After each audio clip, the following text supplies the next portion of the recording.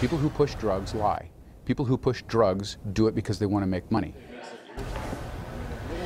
That's Maricopa County Bill Montgomery reacting to a proposition that marijuana might become legal in our state. And we have to be specific here. We mean legal, not just medicinal use like voters approved in 2010, but recreational. Yeah, one lawmaker actually thinks we should follow the lead of states like Colorado and Washington, but it's going to be a fight that brings out heavy hitters on both sides. Yeah, investigator Lauren Gilger sat down with the power players involved and went inside the Valley's dispensaries to see just how controversial this issue would be. And Lauren, what did you find out? Well, the battle lines have been drawn. Arizona is one of the next testing grounds for a national group looking to make pot legal nationwide. And it's going to be a tough fight. This is the medical cannabis that you smoke.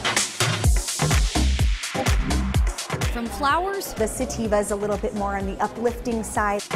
To edibles. Some patients love them, some patients don't even touch them. To vaporizers. This is going to be the future, I think. You can get marijuana in just about any form in the Valley if you have a medical marijuana card. People think that we are just a pot shop serving 18-year-olds who just want to get high, and we try to let people know it's not like that. But that may all be about to change. You do think it is the will of Arizonans that this is legal? Yeah, without a doubt. Ryan Hurley is with the Marijuana Policy Project of Arizona.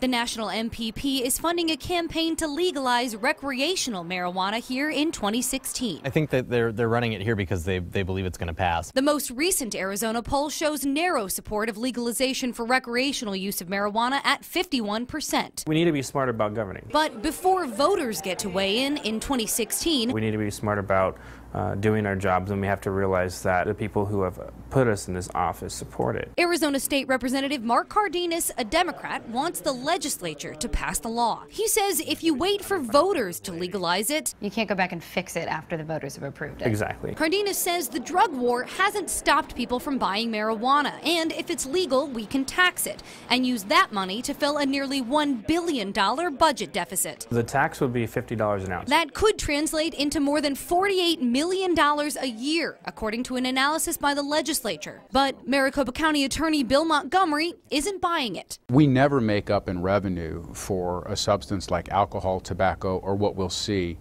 with marijuana to cover all the costs associated with it. Montgomery has been fighting the voter-approved law that legalized medical marijuana since 2010.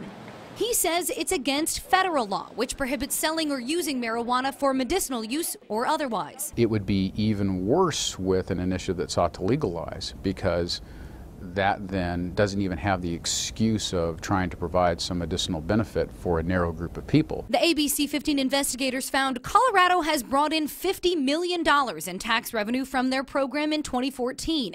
But other issues have arisen too. Reports have shown overdoses on marijuana edibles and a documented increase in marijuana-related DUIs. In Arizona, Montgomery says the failures of our medical marijuana program don't bode well for a recreational one. Arizona voters were promised quite a program for medical marijuana back in 2012, and it has failed on every mark. Montgomery pointed out 71% of medical marijuana patients in Arizona are seeking treatment for severe and chronic pain, not life-threatening illnesses. That's what we were told it was not going to be, and that's exactly what we have.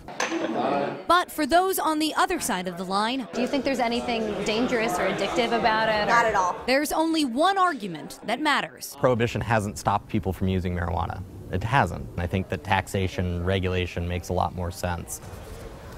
If Cardenas' bill passes, it outlines exactly where that $48 million in tax revenue would go: to education, substance abuse programs, and the state's general fund. But if the bill fails, he says guarantee you'll see that proposition on your 2016 ballot. So what do you think? Should recreational marijuana be legal in Arizona?